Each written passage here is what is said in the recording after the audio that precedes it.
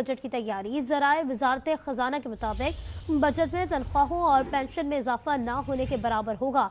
मजीद जानेंगे यासिर नजर से। जी यासिर।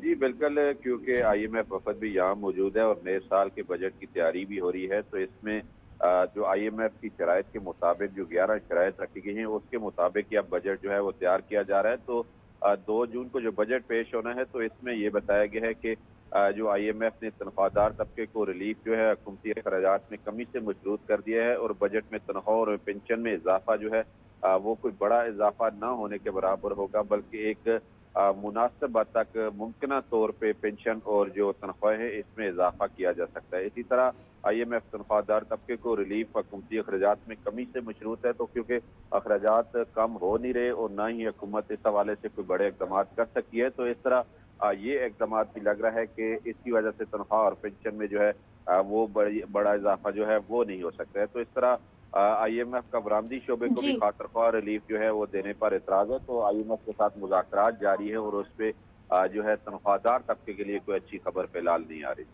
ठीक है, बहुत शुक्रिया यासिर।